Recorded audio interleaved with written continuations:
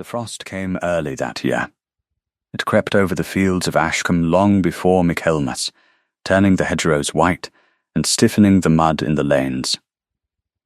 Vivienne Marchmont woke each morning to the sound of her own breath making small clouds above her pillow.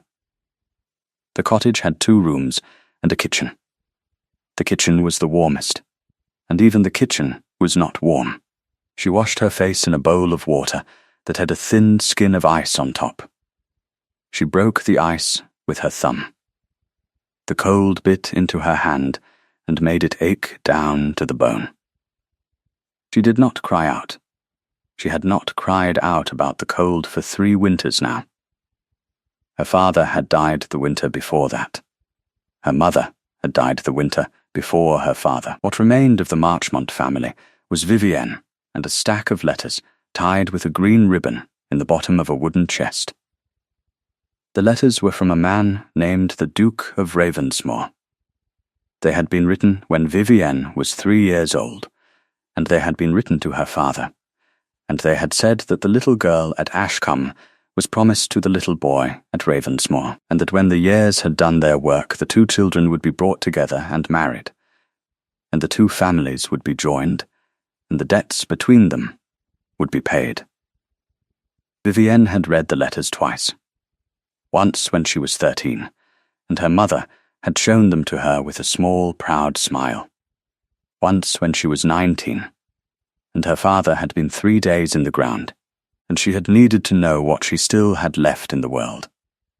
The letters said what they said. But no one had come.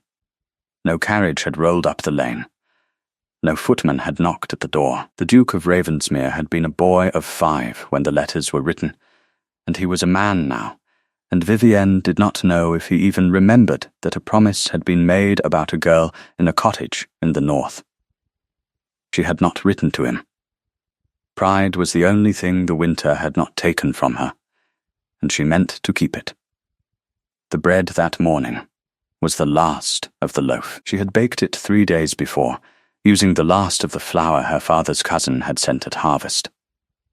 The cousin had not sent more.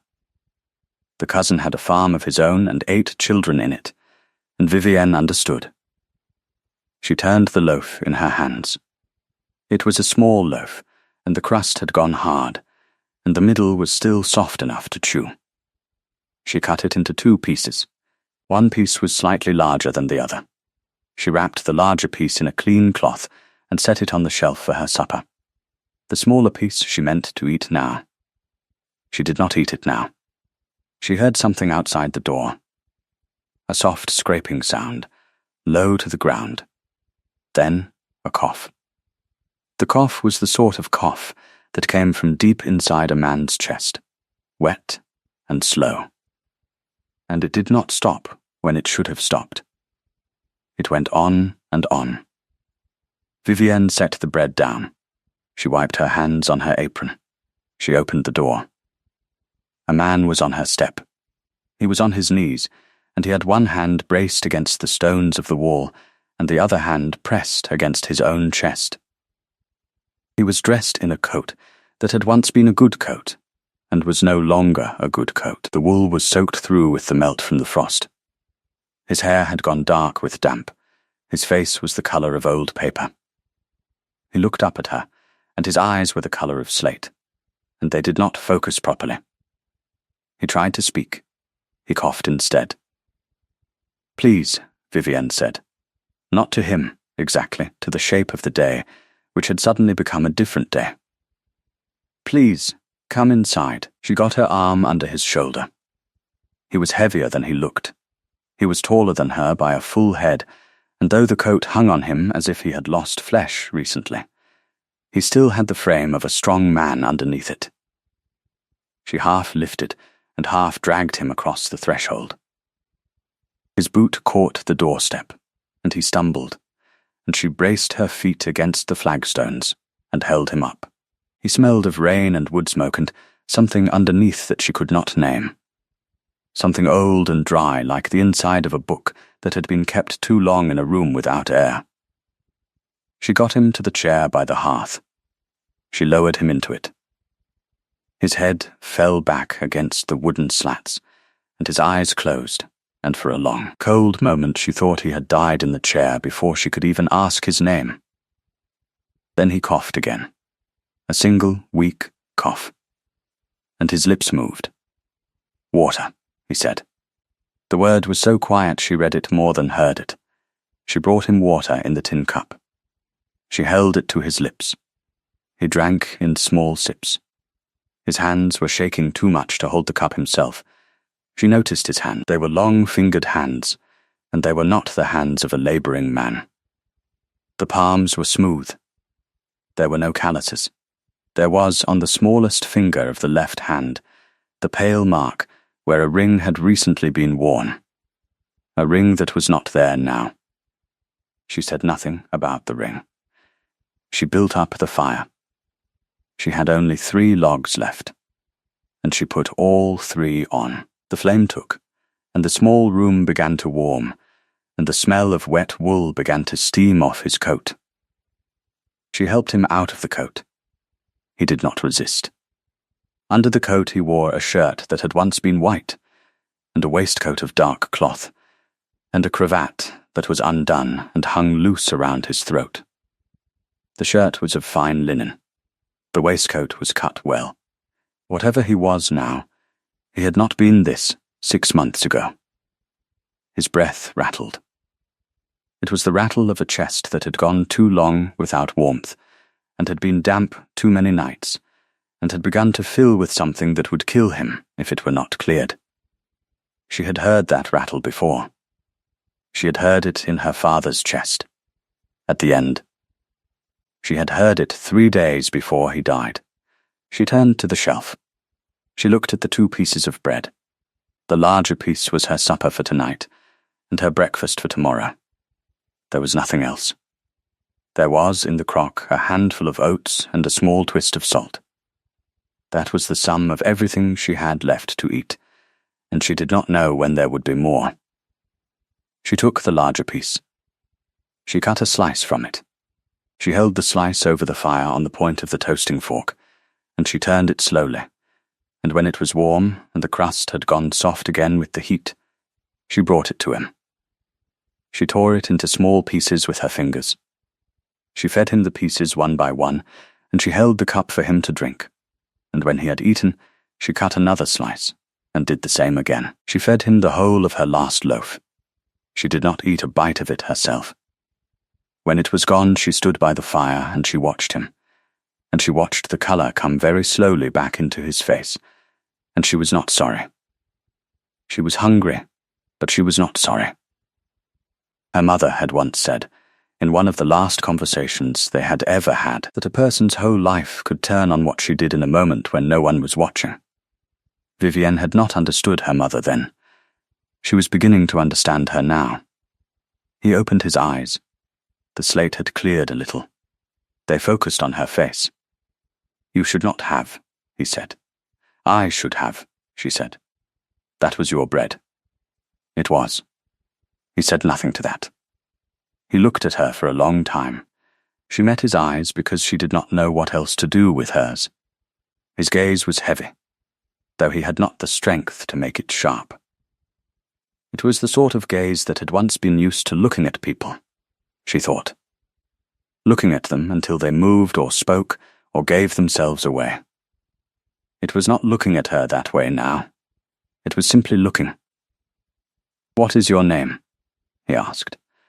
"Vivienne Marchmont." His eyes did not widen, because he did not have the strength to make them widen.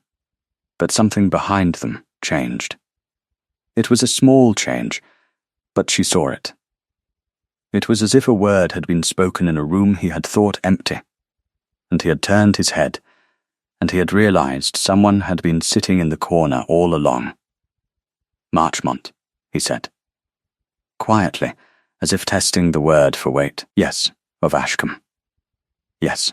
He closed his eyes again. His chest rose and fell. She thought he had gone to sleep. Then he said, very softly, without opening his eyes, "I am sorry." She did not know what he was sorry for. She thought he might be sorry for taking her bread. She was going to tell him that she did not want him to be sorry for that. And then his breath deepened and his head sank against the chair, and he was asleep. She did not sleep that night. She sat on the low stool across from him, and she watched him breathe, and every time his breath caught she leaned forward until it started again. When the fire began to die, she went out into the cold with a lantern, and she chopped what wood she could find from the fallen branches under the ash tree by the gate. Her hands went numb inside her mittens. Her face burned with the wind. She brought the wood in an armful and she built the fire up again, and she sat down on the stool, and she watched him. Toward dawn his fever broke. She could tell because the sweat came out on his forehead, and his shirt darkened at the collar. She dipped a cloth in the water bowl, and she wiped his forehead. He did not wake. She wiped his forehead again. She did this without thinking about who he was, or where he had come from, or what would happen when the sun rose. She did it because it was the thing that needed doing, and there was no one else in the cottage to do it. The sun rose. Grey light came through the window. She stood up, and her legs were stiff, and she went to the kitchen to see what she could make of the oats. She was stirring the oats in the pot when he spoke behind her. "Miss Marchmont." She turned. He had opened his eyes. He was looking at her with a clarity that had not been in him the night before. The slate of his eyes was sharp now, and awake, and there was in his face a kind of tired and terrible knowledge. "You should not have come to my door," she said. She did not know why she said it that way. She had meant to say good morning. "I came to your door on purpose," he said. She turned the spoon in the pot. The oats made a soft, thick sound. She did not look at him. "I came from London 3 days ago," he said. "I was on my way to Ashcombe when my horse threw a shoe in the village. The village innkeeper told me the Marchmont cottage was 2 miles up the lane. I meant to arrive by carriage. I did not want to arrive by carriage. I wanted to see the place first. I walked from the village. I fell ill on the road. You walked," she said. "Yes, in this cold." "Yes." She set down the spoon. She turned to face him. Her hands went to her apron and pressed flat against it, which was a thing she had done since childhood when she wanted to hold herself still. "Who are you?" she said. He looked at her for a moment before he answered. He was gathering strength for the answer, she thought. Or he was gathering the courage for it. "My name is Alistair Corvin," he said. "I am the Duke of Ravensmere." She did not move. The pot bubbled on the fire. Outside, somewhere in the frost, a rook called, and was answered by another rook. "No," she said. "Yes, the Duke of Ravensmere was to send a carriage. I know. 2 years ago. I know. When I was of age. I know. I have written no letter asking after him. I have made no complaint. I have made no claim. I have been here in this cottage through 2 winters, and I have said nothing about the promise. I know that too." "How do you know it?" "Because I have known where you were," he said, very quietly. "For 6 years." She sat down. There was a stool by the wall, and she sat on it. Her hands were trembling. She pressed them flat against her apron again. "Explain that to me," she said. Her voice was steady. She did not know how her voice was steady. He drew a breath. He winced when he drew it. His chest was still not right. "My father died when I was 17, he said. "He left me an estate that was in ruins, and debts I did not know existed, and a promise made to your father when I was 5. My mother lived another 4 years. She was ill for all of them. I spent those years in London, trying to make the estate solvent. I could not marry. I could not think of marriage. I did not have the means to keep a wife, and I did not have the means to keep the promise. and I did not have the courage to write to your father and tell him so. My father died 2 winters ago. I know. I sent flowers. They were sent through a solicitor. I did not put my name on them. There were flowers, she said, slowly remembering, white ones, in February. Yes, I thought they were from my mother's cousin. They were from me. The pot bubbled harder. She got up and moved it off the flame. Her hand was not quite steady, and she nearly spilled the oats. She did not spill them. She set the pot on the hearthstone. She sat down again. Go on, she said. By the time your father died, I had made the estate solvent, he said. It took 6 years. I paid the last debt 6 months ago. I have been putting my affairs in order since. I meant to come. I meant to come in the spring. But I was told last week that a man in the village here had asked after Ashcombe Cottage. A man named Turnbull. He is a moneylender out of York. He had been told that the Marchmont land was without a master, and that the daughter had no protection. Vivienne felt something cold move through her that had nothing to do with the fire being low. Turnbull, she said. You know the name. He came to the door in October. He said my father had owed him money. I told him I knew of no such debt. He said he would come back. He came back to the village a week ago. I heard of it in London. I left the next morning. I had meant to come as a duke, in a carriage with a solicitor and a proper offer. I came instead as a man on foot, because I was afraid I would not be in time. In time for what? For you, he said. She looked at him. He looked at her. I did not know you would give me your bread, he said. I did not know what kind of woman I would find. I hoped I would find a woman who could bear the sight of me. I hoped I would not find a woman who had already been broken by the weight. I did not hope for what I found. What did you find? He was quiet for a moment. The rook called again outside. I found a woman, he said, who did not know me, and who gave me the last of her bread. She did not speak. She could not speak. She sat on the stool, with her hands pressed flat against her apron, and she looked at the man in the chair.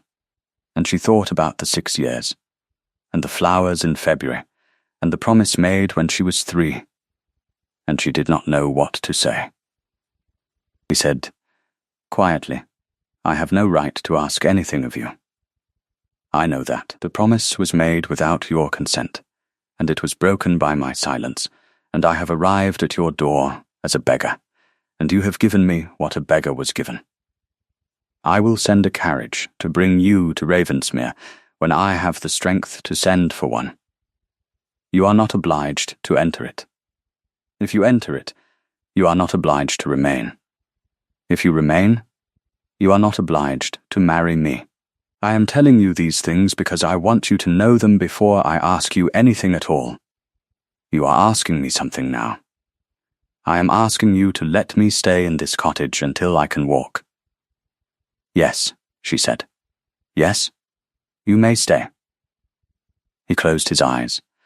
She thought for a moment that he might weep. He did not weep.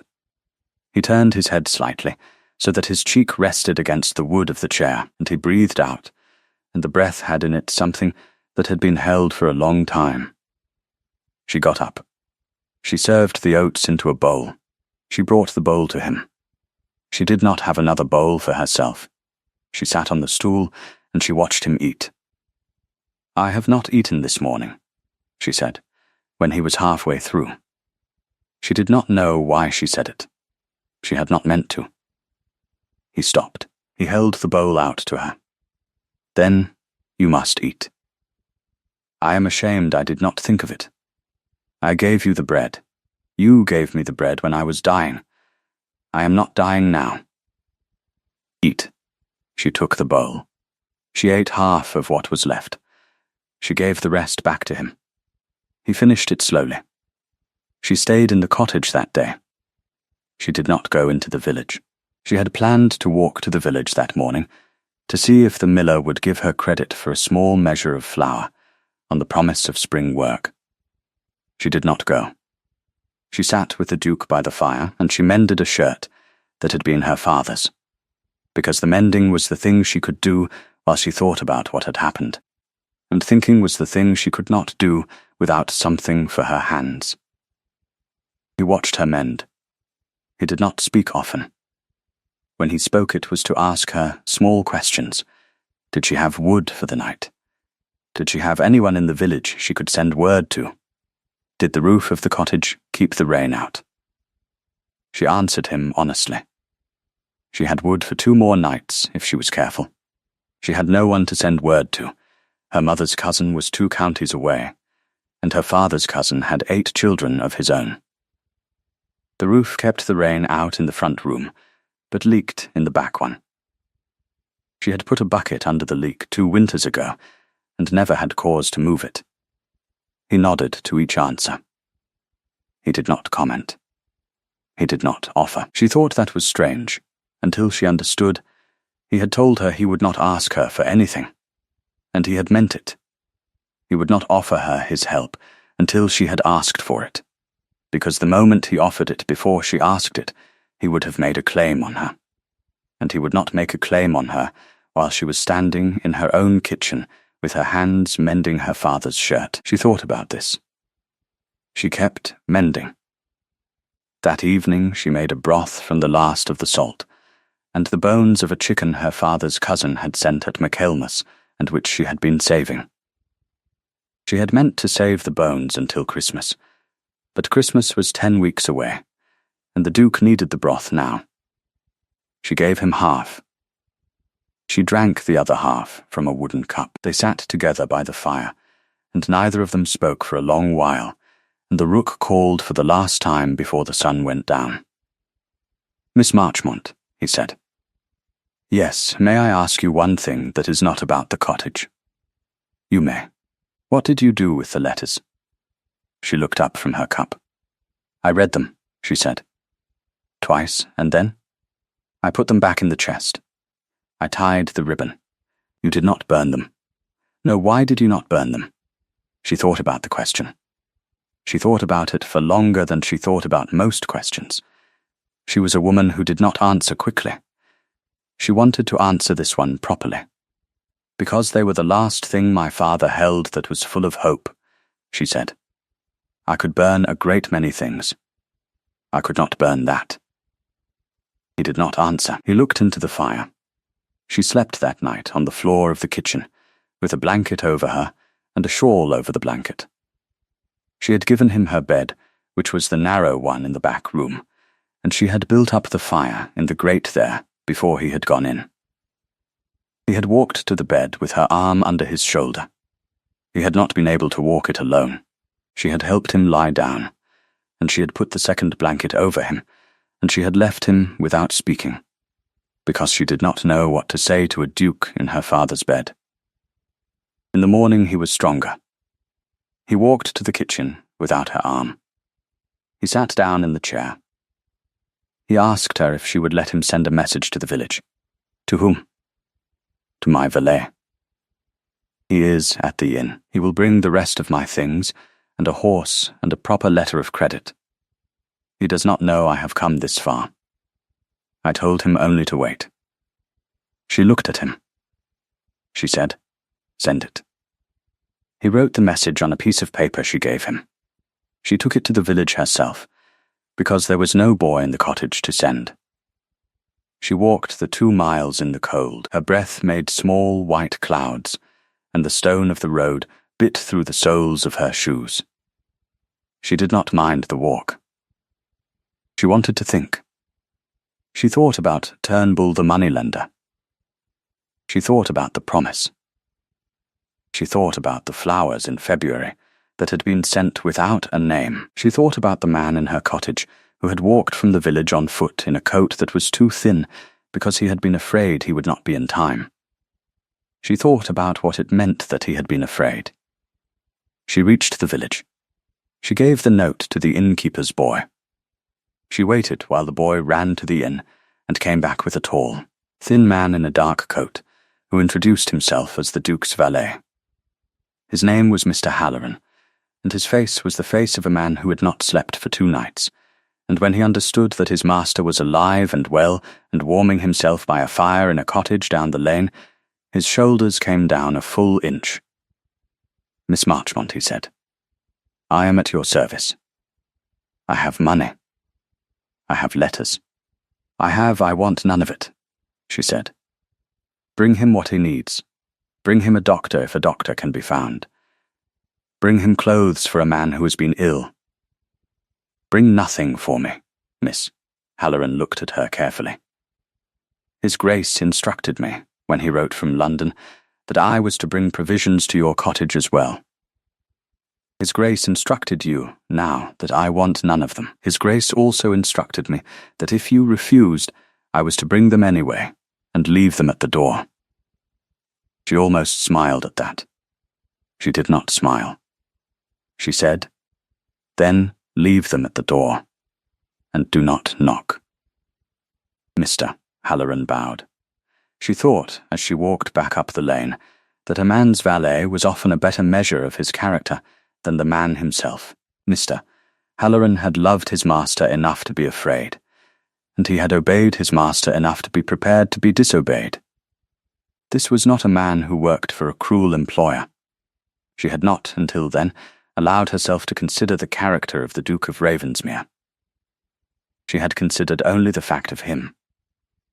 Now, walking back to her cottage, with the cold wind at her face, she allowed herself to consider the character.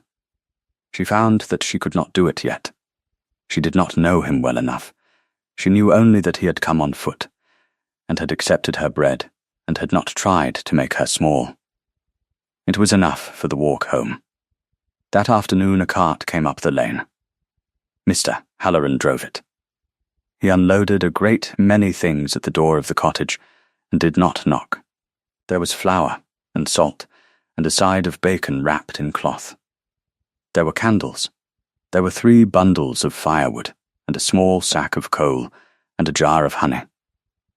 There was a woolen shawl, folded neatly, in a colour that Vivienne had not chosen, and would not have chosen, but which was, she saw when she picked it up, exactly the colour she would have chosen if she had allowed herself to choose. It was the deep dark green of the yew hedge behind the church.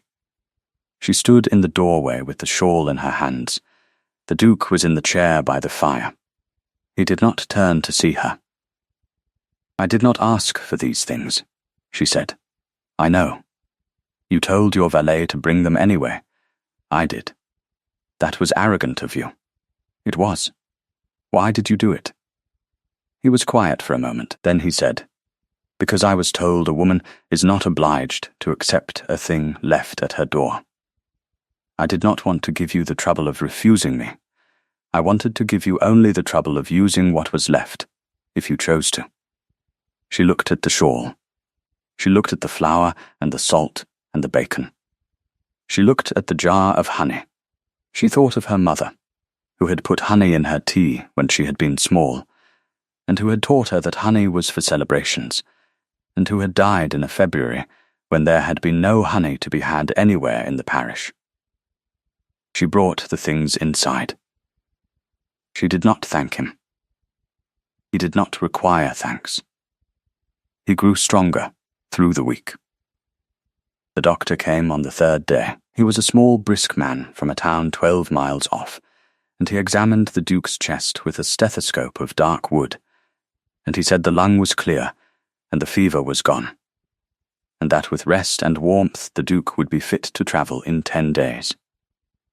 He said this in Vivienne's kitchen, and he looked at Vivienne when he said it, and she understood that the doctor believed the Duke was her guest in a way that required no explanation. She did not correct the doctor. She did not know how she would have corrected him. That evening the Duke sat in the chair by the fire, and she sat on the stool, and he asked her if she would like to hear how his estate was arranged. "Why should I like to hear it? Because you may live in it one day. Or you may not. Either way, it is a house I would like you to know something about, before you decide." She said, "Tell me." He told her. He told her about Ravensmere as if it were a place, not a title. He told her about the West Field, which flooded in every third spring and would need drainage before it could be planted again. He told her about the tenants, and how many of them there were, and which of them were prospering, and which were struggling, and why. He told her about the housekeeper, who had been at Ravensmere since he was a boy, and who was called Mrs. Pruitt, and who had a bad hip from a fall on the back stairs in a February 10 years ago. He told her about the library, which had 4,000 books, of which about 1,000 had been sold in the bad years, and which he had begun to rebuild slowly, one book at a time. "You sold books to pay your debts," Vivian said. "I sold everything I could sell that did not affect the tenants. The books were the last thing. I sold them because I could not sell the land. The land keeps the tenants fed. The books only kept me company. You have been rebuilding the library. For a year now, I buy a book when I can. I have bought about 80 since last winter. It is going slowly." She thought about that. A man who buys books one at a time in the season after he has finished paying 6 years of debts. A man who does not speak of it as a hardship, only as a fact. "What was the first book you brought back?" she said. He looked at her. She saw that he had not expected the question. "A book of essays," he said, "by a man named Cowper. My mother had loved it. I remembered her reading it aloud to me by the window in the small drawing room when I was 7. I bought it back from a bookseller in Oxford. I paid too much for it. He knew I wanted it. You should not have paid too much. I know. You paid it anyway. I did." She stood up. She went to the kitchen. She could not sit still for another moment. She stirred the pot on the fire, which did not need stirring. She stared into it. She thought about a boy of 7, at a window, listening to his mother read. She came back to the stool. She sat down. She said, "Tell me about the doorway to the library. The doorway. Yes, is it wide? Is the wood dark or light? What sound does it make when it opens?" He looked at her a long moment. Then he began to tell her. He described the doorway. He described the sound the door made when it opened, which was a small dry creak on the second hinge from the top. He described the shape of the brass handle, and the fact that the handle was polished by Mrs. Pruitt every third Wednesday, and that on Mrs. Pruitt's Wednesdays the brass smelled of the lemon polish she used, and the whole hallway smelled of it for a full day after. "I want to know what a place smells like," Vivian said. "Not what it looks like. Anyone can tell me what a place looks like. I understand." He told her what Ravensmere smelled like. He told her about the stone floor of the front hall, which was cold in every weather, and which held the smell of frost from October to April.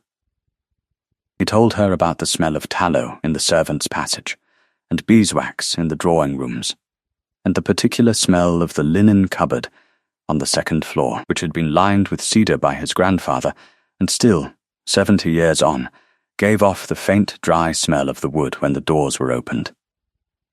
She listened. She had never listened to a man for so long without interrupting him. She did not want him to stop. When he stopped, she was quiet for a moment, and then she said, "Thank you." "For what?" "For telling it that way." He was quiet. "Miss Marchmont," he said. "Yes, may I know something about your cottage? Not the roof and the wood. Something like the doorway to the library. Something you love." She thought. She thought for a long moment. "There is a stone in the wall of the back garden," she said. "It is the third stone from the bottom on the north side. My mother told me, when I was 9, that if I ever needed to hide a very small thing, that was the stone to hide it behind, because the mortar had never set properly on that one, and it would come out with a finger. She showed me how to do it. She did not tell me why she knew. What is behind the stone now? A ring. My grandmother's ring. It is not worth much. Turnbull would have taken it. I moved it there in October. May I see? Why, because you have told me about the stone. I would like to see the ring. She stood up. She took a candle. She went out to the back garden. He did not come with her. He could not walk that far yet. She knelt in the frost by the wall, and she pried out the third stone from the bottom on the north side, and she took the small cloth bundle from the hollow behind it. And she brought it inside. She unwrapped the ring in front of him. It was a thin silver band with a tiny piece of green stone set in it. The green was not fine. It was almost brown in places. It was the sort of ring a countrywoman had been given for her wedding day in a year of thin harvests. Vivienne put it on the arm of his chair, and she went to sit on her stool. He picked it up. He held it to the firelight. He turned it in his fingers. He did not speak. "Do not tell me it is beautiful," she said. "It is not beautiful. My grandmother loved it. That is what makes it worth hiding. I was not going to say it was beautiful. What were you going to say?" "I was going to say I understand." She looked at him. "That is enough," she said. "Give it back." He gave it back. She wrapped it in the cloth. She put it in her apron pocket. She did not put it back behind the stone that night. The next morning she went out early. She was going to the village again, to arrange for a message to be sent to her father's cousin, because she thought her father's cousin ought to know that the Duke of Ravensmere was in her cottage. She did not want the news to come to her cousin, through anyone else. She met a woman on the lane. The woman was called Mrs. Olden, and she lived in the village, and she had a daughter of 17 who was said to be the prettiest girl in the parish. Mrs.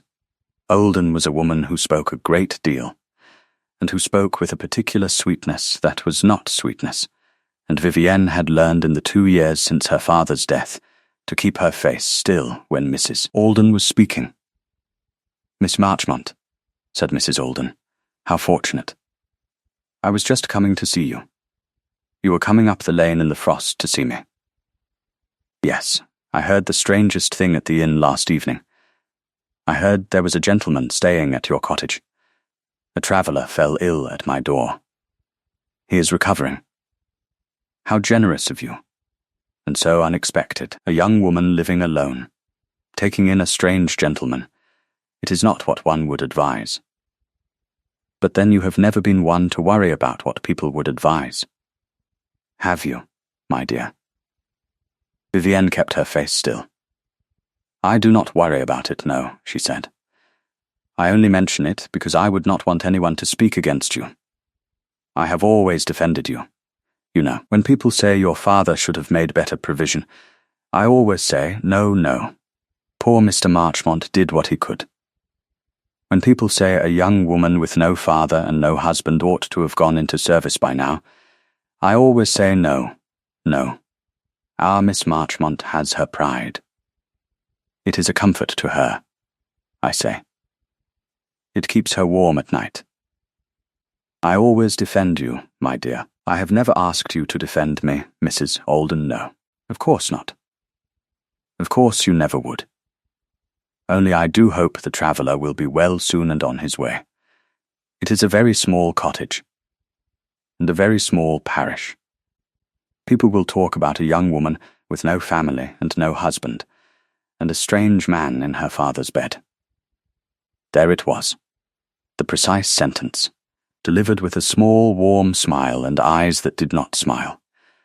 A young woman with no family and no husband, and a strange man in her father's bed. It was said so lightly that Mrs. Olden might, later, deny having said it at all. It was said in the middle of a lane, in the frost, with no one else to hear. Vivienne did not flinch. She did not answer at once. She looked at Mrs. Olden. She looked at her long enough that Mrs. Olden's smile faltered. "Mrs. Olden," she said, "quietly, you should not have come up the lane in the frost. You will catch a chill. Please go home." She walked past her. She did not walk quickly. She walked at her ordinary pace. She heard, behind her, Mrs. Alden begin to say something. She did not turn back. She got to the village. She sent the message. She walked home. She did not tell the Duke about Mrs. Alden. It was not his to know. It was hers to carry. He was better by the 9th day. He could walk the length of the front room without holding to the wall. He could dress himself. He had, through Mr. Halloran, obtained a coat that fit him properly and a pair of boots that did not leak. And he had, through Mr. Halloran, sent word to Ravensmere that the master would be returning within the fortnight, but that his precise arrival day would depend on the wishes of another. He told her this on the 10th day, in the kitchen, standing by the door. You have made your return depend on my wishes. Yes, that is not fair to your household. My household has been waiting for me for a long time. They can wait another few days. She did not answer. She was making bread. She had made bread 3 times since the flour had arrived. She had discovered that she was, in fact, hungry, and that she had been hungry for longer than she had known, and that the taste of bread with honey was a taste she had almost forgotten. He watched her knead. He said, Miss Marchmont, may I speak of something practical? Yes, Turnbull was in the village yesterday. Her hands stilled in the dough. She had not known this. She had not been to the village since the day of Mrs. Alden. Halloran saw him? Halloran saw him. He was asking again about the Marchmont cottage. He was told by someone in the inn that a gentleman of consequence was staying with you. He did not seem pleased by the information. Was he told who the gentleman was? No, only that the gentleman was of consequence. I have not used my title in the village. I have been Mr. Corvan at the inn. It has been enough to slow him. It has not been enough to stop him. What will stop him? I will stop him, the Duke said, but I want to do it in the correct way, and I want to do it in a way that leaves you free. If I go to him as the Duke of Ravensmere, and I tell him the Marchmont debt is under my protection, he will retreat. He will retreat, because he is afraid of me. He will spread the story in every village between here and York that the Marchmont daughter is Ravensmere's. He will do it to save himself the shame of having threatened a Duke's woman, and you will be, from that day on, known as the Duke's before you have chosen to be. You will not be free to decide. She kneaded the dough. She turned it. She folded it. What is the alternative? She said. The alternative is that you write to your father's cousin, and that he becomes your legal guardian, and that he warns Turnbull off in his own name. It will take longer. Turnbull may come to your door again in the meantime. I will not permit that. But the choice, in the end, will be your cousin's name over the debt, not mine. And you will be free. You are offering me my freedom. I am offering it because it is yours. It was always yours. I only mean to make sure no one takes it while I am here. She kneaded the dough for a long time, in silence. When did you decide to offer me this? She said. On the 3rd night, after you gave me the bowl of oats.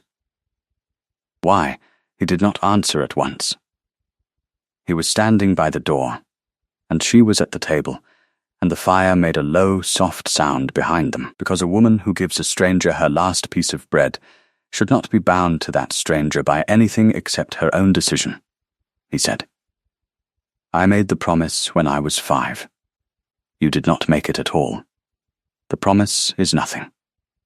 What you choose now is everything. I will not let the choice be made for you by a man like Turnbull. She set the dough down. She wiped her hands on her apron. She did not look up. Alistair, she said. It was the first time she had used his name. She had not planned to use it. It came out of her because she wanted him to hear it, once, from her mouth, before she gave him her answer to something else. Yes, I will write to my father's cousin. I will accept that arrangement. Yes, but not because I do not choose you. He was quiet. "I say this," she said, "because you have offered me my freedom, and I take it, and I mean to use it. And what I choose to do with it will be my own choosing, in my own time. Not because Turnbull came to the door, not because Mrs. Alden made a remark in the lane, not because you gave me a shawl the colour of the yew hedge, because I choose. Yes, you understand, I understand." She did look up then. He was looking at her with the heavy, quiet gaze that had gone through her the first day, when he had been half dying in the chair. It was the same gaze. It had more in it now. "Good," she said. She wrote to her father's cousin that afternoon. "Mr. Halloran took the letter." Within a week her father's cousin had written back, and within another week he had come himself to the cottage, on a borrowed horse, with a face like a stern old sheep. He was a Marchmont, and he was tired, and he had 8 children of his own. But he took the papers his cousin's daughter put in front of him, and he signed them, and he rode to the village, and made his signature known to the innkeeper, and to the miller, and to the man at the counting-house, and he made it known also to Turnbull, who had been drinking at the inn. Turnbull did not come back to Ashcombe. Her father's cousin stayed one night. He met the Duke. He spoke to the Duke alone in the front room, while Vivienne washed the supper dishes in the kitchen. She did not know what was said. When her cousin came out, he looked at her a long moment, and he said, "He is not what I would have chosen, but he is not less than what your father was promised." "Thank you, cousin," she said. "Do not thank me for the truth." The Duke left the cottage 2 days after her cousin rode away. He left in his own carriage, which had come up the lane the evening before, with Mr. Halloran on the box. He did not press her. He did not ask her to come with him. He stood at the door of the cottage, and he took her hand, the first time he had touched her at all, and he held it for a moment in his own, and he said, "Write to me when you are ready. Do not write if you are not ready. Ravensmere will send a carriage on the day of your letter. Not before." She nodded. She did not speak. She did not trust her voice. He got into the carriage. He did not look back. The carriage rolled down the lane. She stood in the doorway with her hand still warm where he had held it, and she watched until the carriage was a small dark shape between the hedgerows, and then she watched until it was gone. She went inside. She sat by the fire. She sat there for a long time. She did not write for 6 weeks. She used the 6 weeks. She wanted the 6 weeks. She wanted to know what she felt in her own house, with her own bread on the shelf, and no one else in the chair by the fire. She wanted to know if she felt lonely. She wanted to know if she felt free.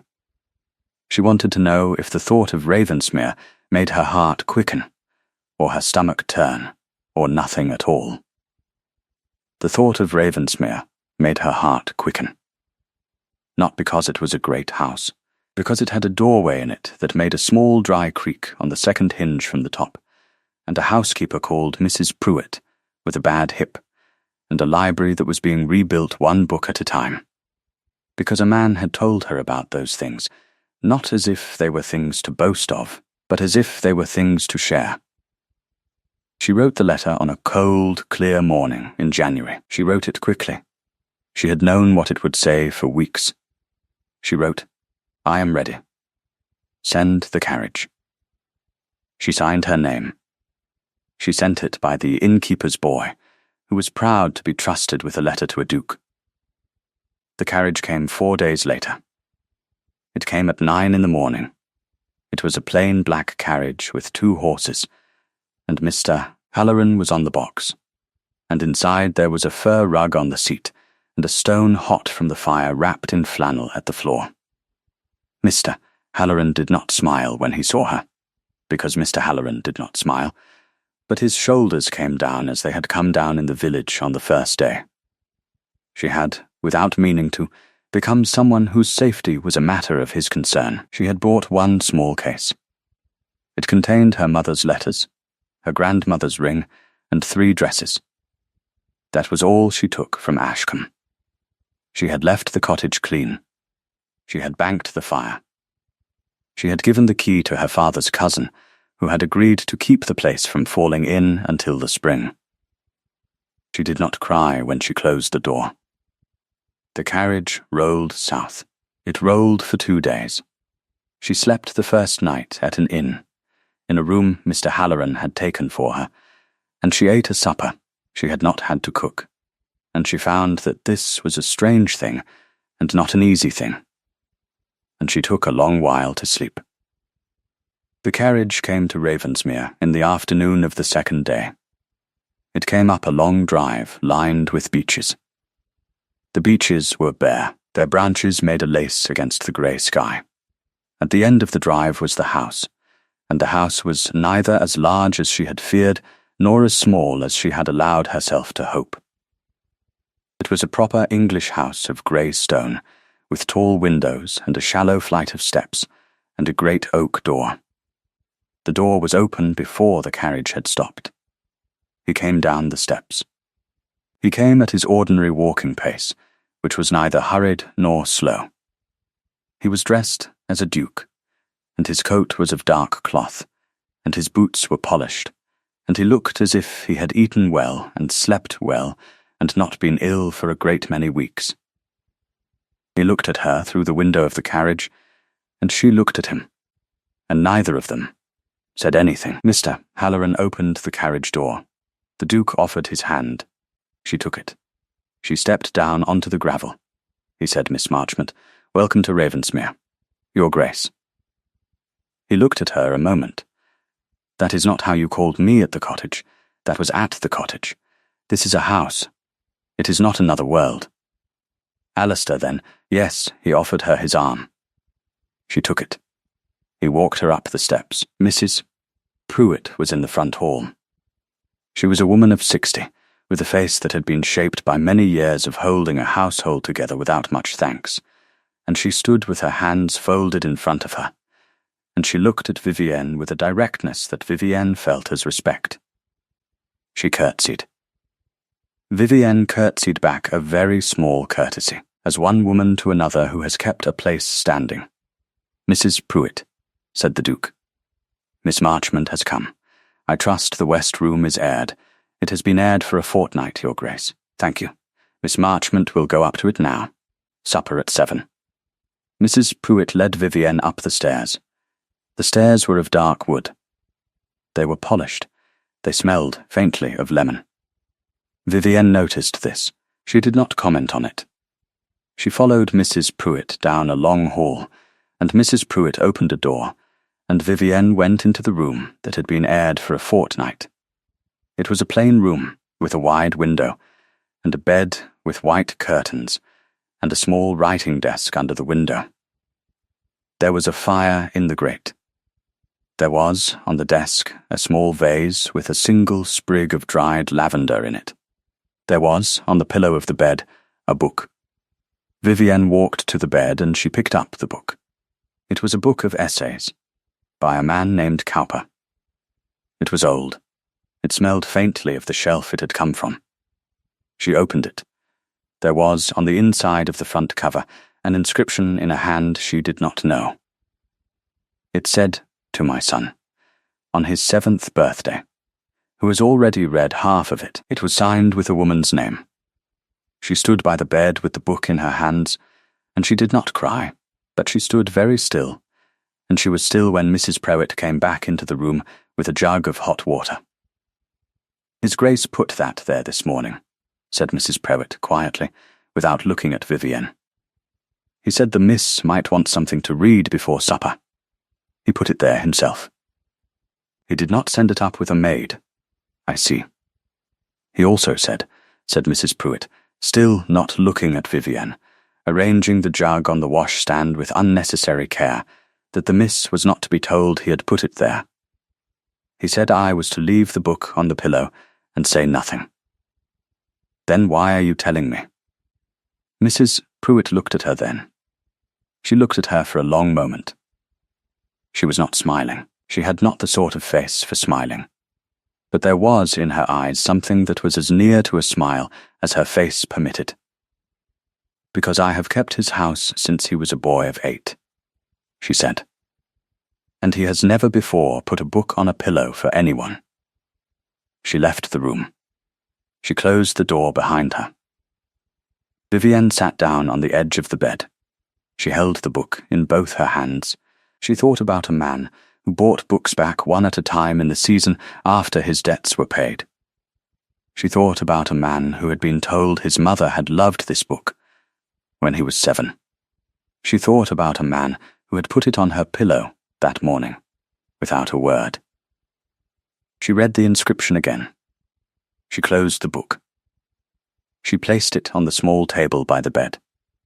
She was ready for supper. She wore the green shawl. Supper was in the small dining room, not the great one. There were 2 places set at a table that would have held 20. There was a fire behind the Duke's chair, and there were candles on the table, and the beeswax gave off a smell that was steady and quiet. Mrs. Pruitt served. She served in silence. The soup was hot. The bread was fresh. Vivienne ate slowly. They did not speak of large things. They spoke of the beech trees on the drive, which had been planted by the Duke's grandfather in a spring of no particular importance. They spoke of the west field, which he would begin draining in March. They spoke of Mrs. Pruitt's hip, which had been better since the summer. They did not speak of Ashcombe. They did not speak of Turnbull. They did not speak of Mrs. Alden. They did not speak of the promise, or the 6 years, or the flowers in February. After supper he walked her to the library. He said he wanted her to see it. He said she might choose a book to take up to her room, if she wished. The library was the room he had described. The doorway was wide, and the wood was dark, and the handle was of brass, and the door made a small dry creak on the second hinge from the top when he opened it. She heard the creak. She smiled at it before she smiled at the room. The room itself had 4 walls of shelves. Not all the shelves were full. Perhaps a third of them were empty, or held only 2 or 3 books each. The rest were arranged with care. There were no gaps in the arrangement. He had put the books he had bought back into the shelves, as if the empty shelves were the shape of a garden he was slowly planting. He said, "This is where the work is going." "I see." She walked along the shelves. She did not touch the books. She looked at them. He stood by the door and did not follow. She turned. She said, "There is a chair by the window." "Yes, was that your mother's chair?" He was quiet. "How did you know?" "You said, when you told me about the doorway, that she read to you by the window in the small drawing room. I thought a woman who read to a boy might have read in the library too." I looked for a chair. It was hers. She walked to the chair. She sat in it. It fit her.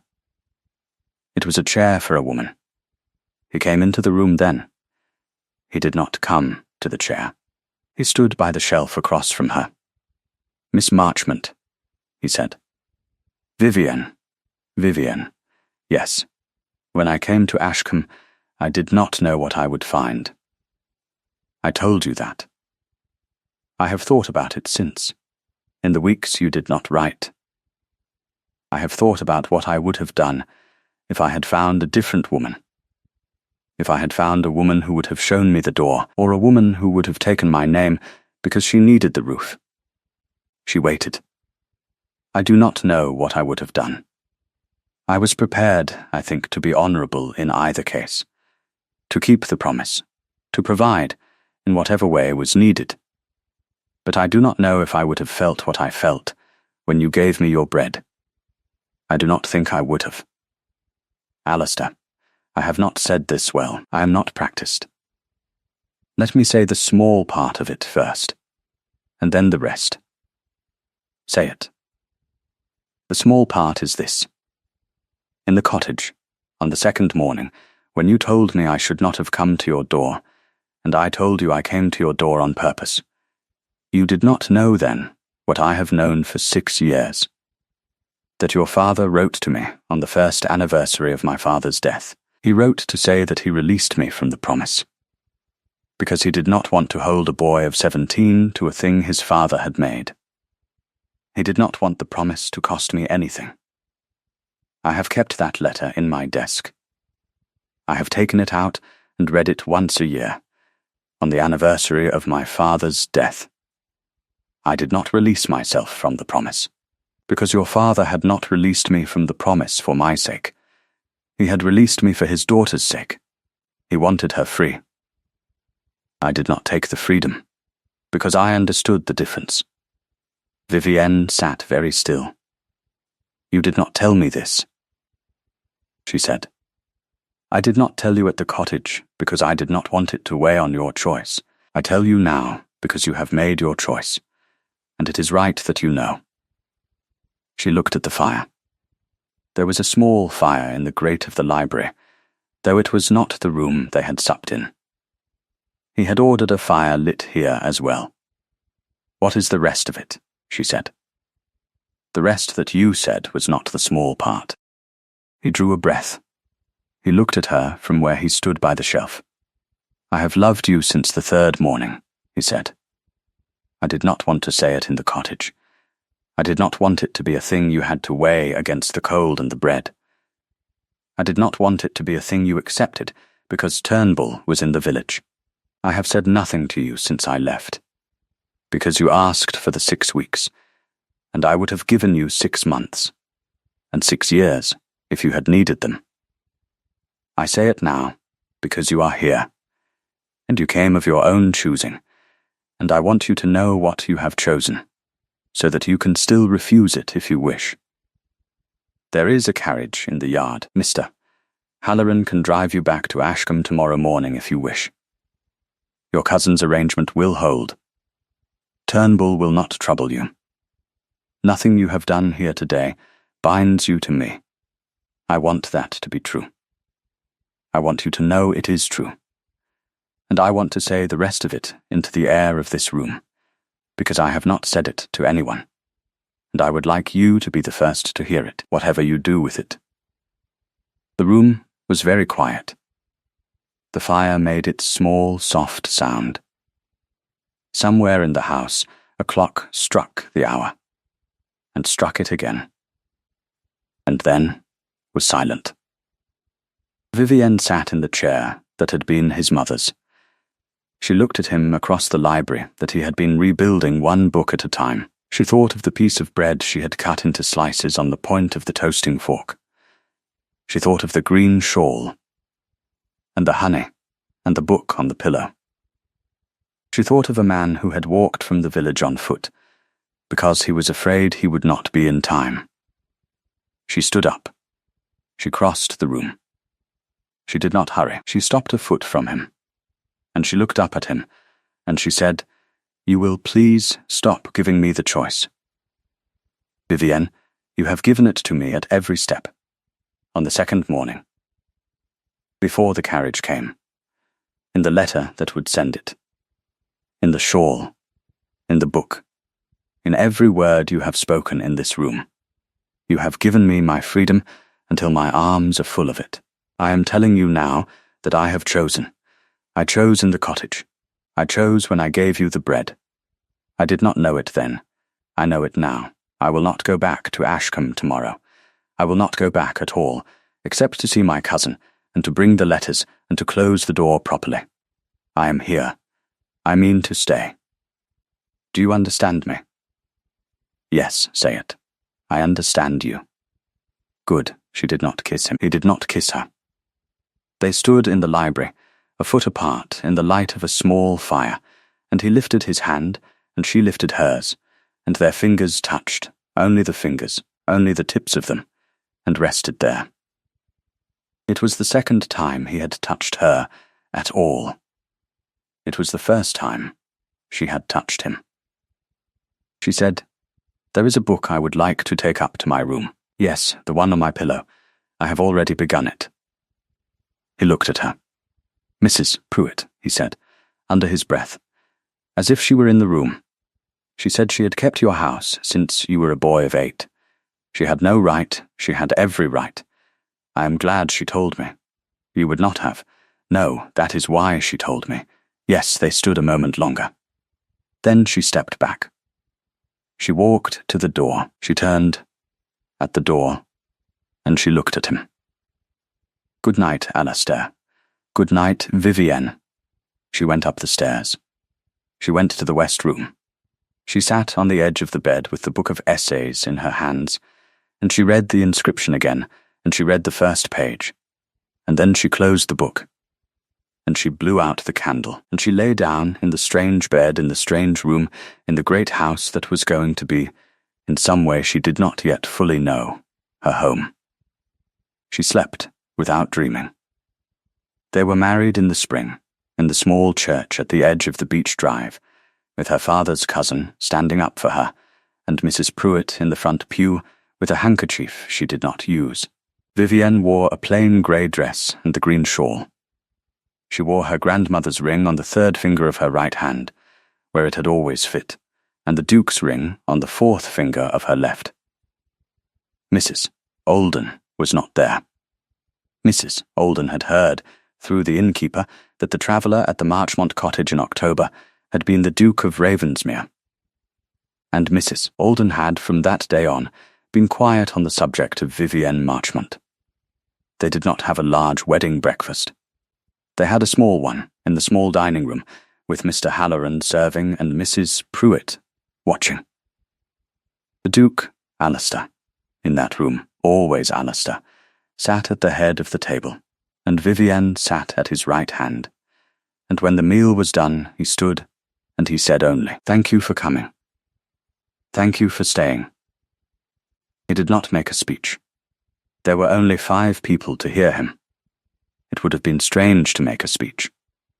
That evening he walked her through the west field. It was still winter's edge, but the frost was going. The mud was soft. He wore heavy boots, and she wore his mother's, which fit her exactly, and which he had asked her to take. He showed her where the drainage would go. He showed her which cottages needed roofing before the summer. He said that if she had any thoughts about any of it, he would like to hear them. She had thoughts. She told him. He listened. That night she found, when she went up to what was now their room, that the book of essays had been moved to a small shelf beside the bed. Someone had placed it there. Mrs. Pruitt, probably, or Alastair. She did not ask. It was on the shelf, and there were 3 other books beside it now, chosen carefully, a book of poems, a book about herbs, a book of maps of the northern counties. Each of them was a book she would have chosen for herself if she had been given the whole library and asked to pick 4. She stood by the shelf. She touched the spines. She did not turn when Alastair came into the room behind her. "How did you know?" she said. "Mrs. Pruitt asked me what you had spoken of at supper. Over the 6 weeks. She said she needed to know, for the shelf. You had told her about the shelf. I had told her I would like there to be one. When did you tell her that?" "On the morning you wrote the letter." "How did you know I would write it?" "I did not know. I told her to prepare the shelf anyway. I told her I would rather have prepared for a woman who did not come than have been unprepared for the one who did." She turned. She looked at him. He was standing by the door with his coat over his arm. "Come to bed," she said. "Quietly, it is cold in the hall." He came. A year passed. The west field was drained. 2 cottages were re-roofed. Mrs. Pruitt's hip was better. The library had grown by 112 books, of which Vivienne had chosen 90, and Alastair had chosen 22. There was a small argument, in November, about a particular volume of sermons that Vivienne felt did not belong in any library at all, and Alastair felt was of some historical interest. Vivienne prevailed. The sermons went into a chest in the attic. On the anniversary of the day he had come to her door, she went down early to the kitchen. Mrs. Pruitt was there already, because Mrs. Pruitt was always there first. Vivienne asked for flour and salt and yeast. Mrs. Pruitt asked no questions. She brought them. Vivienne made a loaf. It was a small loaf. It was not a very good loaf. Vivienne had baked bread all her life, but she had not baked in the Ravensmere kitchen before, and the oven was different, and the crust came out a little pale. She did not mind. She wrapped the loaf in a clean cloth. She carried it up to the small breakfast room, where Alistair was already at the table. She set the loaf down in front of him. She sat across from him. She did not say anything. She waited. He looked at the loaf. He looked at her. He understood without her telling him. He always did now. He unwrapped the cloth. He took the loaf in his hands. It was still warm from the oven. He broke it in half. He held out the larger half to her. She took it. She ate a piece. He ate a piece. The room was warm. There was frost on the window, though it was thinner than it had been the year before. There was the smell of the bread, and the smell of the beeswax on the table, and the smell of the lemon polish from the hallway floor. Somewhere a door creaked on the second hinge from the top. Mrs. Pruitt was polishing something she had polished 100 times before. Alistair reached across the table. His hand rested on hers. Not on top of it, exactly, beside it. His fingers rested against her fingers, the way they had rested that first night in the library. He did not say anything. She did not say anything either. She had spent a year in a house she was still learning. She had spent a year being called Your Grace by people who did not know her. And Vivienne, by a man who did. She had spent a year putting a green shawl on and taking it off and putting it on again, until it began to smell of her instead of the shop it had come from. She had spent a year buying books with her husband, one at a time, from booksellers in Oxford and York and London. And she had spent a year watching the shelves fill. She had spent a year knowing, without needing to say it, that she had chosen well. She turned her hand over. Her palm faced up. His fingers slid into hers. They sat like that for a long time, at the small breakfast table, in the small room, with the frost on the window and the bread half eaten between them. Outside, on the beach drive, a rook called and was answered by another rook. Thank you for staying with this story until the very end. If this moved you, please like, share, and subscribe. Your support keeps these stories alive.